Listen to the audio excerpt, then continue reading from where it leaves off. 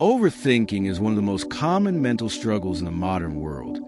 Yet it is also one of the most misunderstood, because many people believe that thinking more about a problem will eventually lead to clarity, control, or safety, when in reality excessive thinking often produces the opposite effect, creating confusion, anxiety, and emotional exhaustion rather than solutions. And understanding how to stop overthinking begins with recognizing what it truly is. Not deep thinking, not wisdom, but a repetitive mental loop where the mind keeps revisiting the same worries, doubts, and imagined scenarios without reaching resolution, a cycle that traps attention in the past or future instead of allowing the person to live and act in the present moment.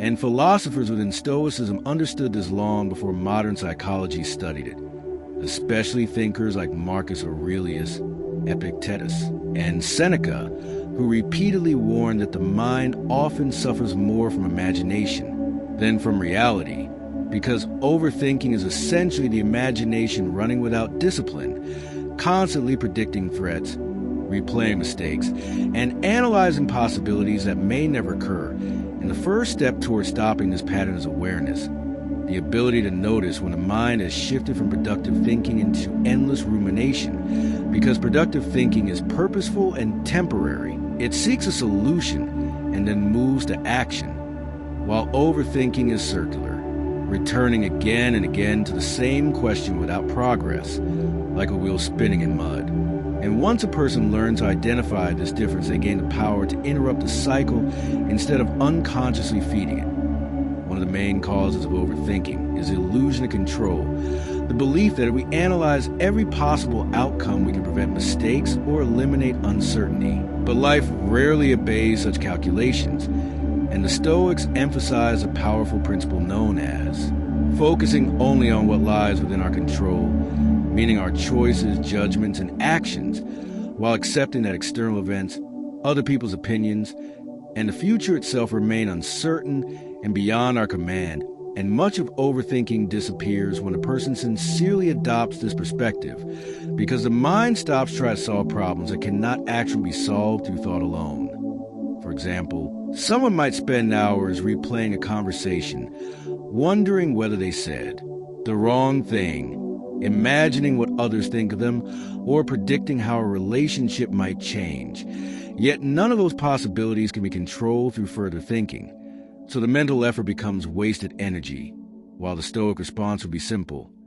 Examine whether your intention was honest and reasonable, learn from any genuine mistake, and then release the rest, because the opinions and reactions of others belong to them, not to you.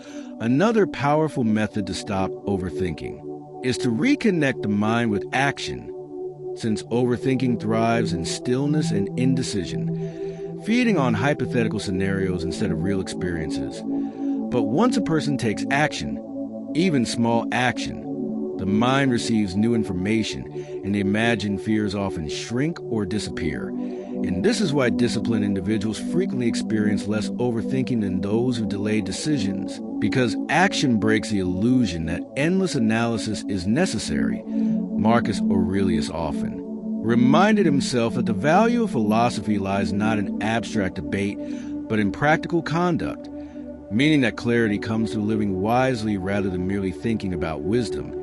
And this insight remains profoundly relevant today, because many people search for perfect certainty before acting, not realizing that certainty rarely arrives beforehand and usually appears only after engagement with reality. Overthinking also intensifies when the mind becomes overly attached to outcomes, since attachment creates fear of failure, rejection, or loss, which then fuels constant mental rehearsal of worst-case scenarios. Yet when a person focuses instead on performing their role with integrity, doing their best in each moment without obsessing over results, the mental pressure decreases dramatically, because attention shifts from uncontrollable outcomes to controllable effort. And this shift creates psychological freedom. Another important factor behind overthinking is the habit of identifying too strongly with one's thoughts, assuming that every thought must be meaningful or important simply because it appears in the mind. But thoughts are often random, influenced by mood, memory, or external stimuli, and treating them as authoritative leads to unnecessary worry. whereas learning to observe thoughts with distance allows a person to recognize that not every idea deserves attention. Much like clouds passing across the sky, without requiring the sky itself to change.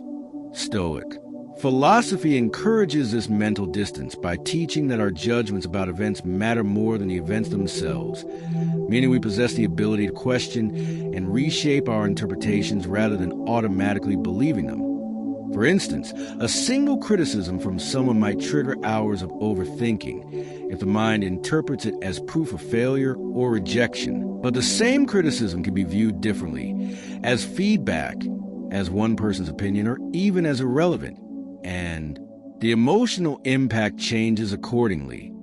Practical habits also play a crucial role in reducing overthinking, because a condition of the body strongly influences a condition of the mind. And fatigue, lack of movement, or constant exposure to digital distractions can intensify mental noise, while physical exercise, structured routines, and time away from screens create mental clarity by stabilizing attention, something ancient philosophers intuitively understood when they emphasized moderation, discipline, and reflection as daily practices rather than occasional remedies. Journaling is another effective method. Since writing thoughts onto paper transforms vague mental loops into concrete statements that can be examined logically, allowing a person to distinguish real problems from imagined ones, and decide which issues require action. And overcoming overthinking is not a single decision, but a gradual transformation in the way a person relates to their own mind, because the habit of excessive thinking develops over years through fear, uncertainty, social pressure, and the constant stimulation of modern life. And therefore, learning to stop it requires patience, awareness, and disciplined mental practice rather than expecting immediate silence from the mind. And one of the most important realizations is that the mind itself is not the enemy, but an instrument that has simply been allowed to operate without direction, much like a powerful machine running without a skilled operator, producing noise instead of useful work. And the ancient philosophers who practiced Stoicism understood this dynamic clearly, especially thinkers such as Marcus Aurelius, Epictetus, and Seneca, who repeatedly taught that the key to peace lies not in controlling the world, but in mastering the internal dialogue through which we interpret it. Because overthinking often begins with single thought that is treated as a threat or problem requiring immediate resolution. And from there, the mind begins constructing explanations, predictions, and imagined outcomes, each one triggering another layer of analysis until the original issue becomes buried under dozens of hypothetical concerns. And at that point, the mind feels busy but not productive, active but not effective, because the thinking has lost direction. And this is why learning to stop overthinking requires the ability to pause and examine the usefulness of thought rather than its emotional intensity, asking simple but powerful questions such as, is this thought helping me solve a real problem right now?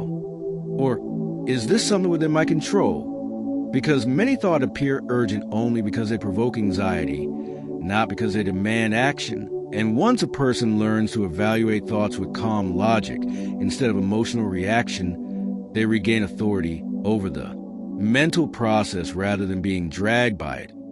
Another key insight is that overthinking thrives in environments where there is too much unstructured time combined with too little meaningful engagement, because when the mind lacks purposeful activity, it naturally turns inward and begins analyzing memories, conversations, or imagined futures, searching for stimulation or security. But when a person organizes their day around purposeful tasks, learning, movement, and interaction, the mind has less opportunity to spiral into endless speculation, which is why disciplined routines have always been recommended by philosophers, leaders, and psychologists alike, not because structure restricts freedom, but because it protects the mind from drifting into unnecessary worry.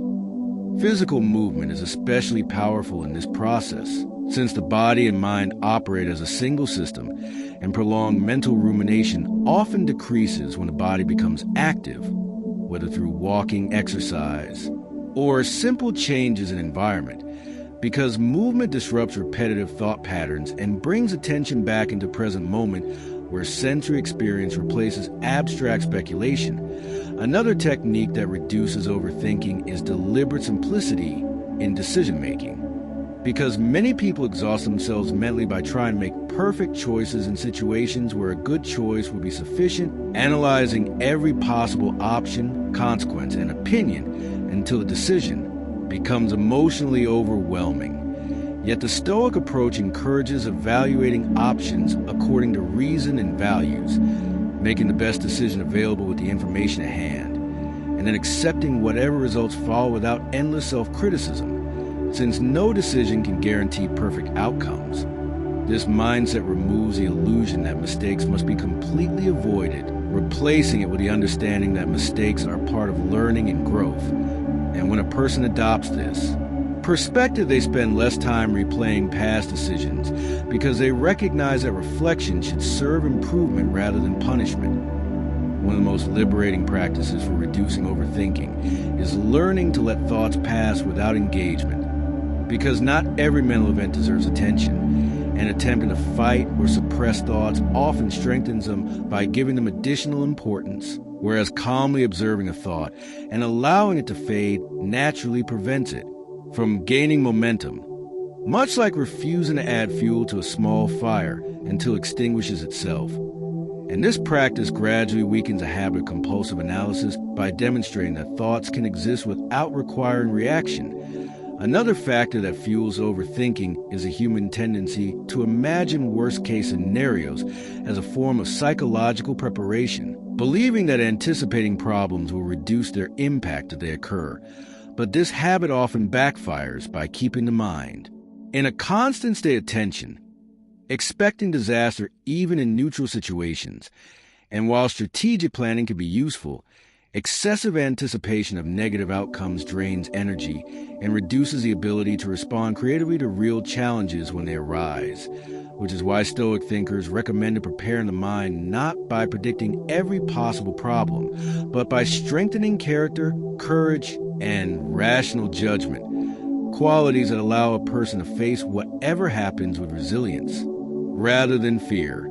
The difference between these approaches is profound because one tries to control the future while the other prepares the self. And since the future cannot be controlled, focusing on personal development proves far more effective. Gratitude also plays a subtle but powerful role in reducing overthinking because the mind often becomes trapped in loops of dissatisfaction, comparing current circumstances to imagined ideals or worrying about losing what it has.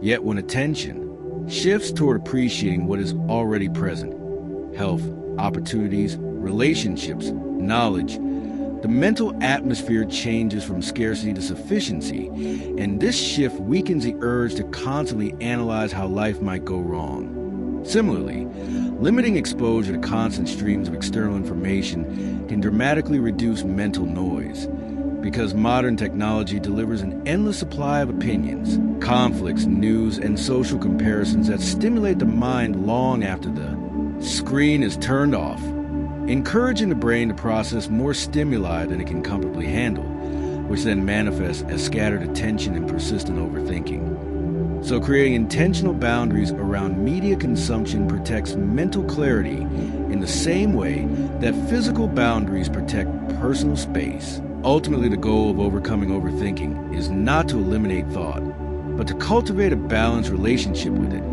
allowing thinking to serve its true purpose as a tool for understanding and decision rather than a source of endless worry. And this transformation occurs when a person consistently practices awareness, disciplined action, acceptance of uncertainty, and rational evaluation of their own mental habits, gradually replacing automatic rumination with deliberate reflection. And over time, the mind becomes quieter, more focused, and more resilient, capable of confronting challenges without collapsing into anxiety. Because the individual has learned that peace does not come from controlling every possibility, but from mastering the way they respond to whatever possibilities life presents.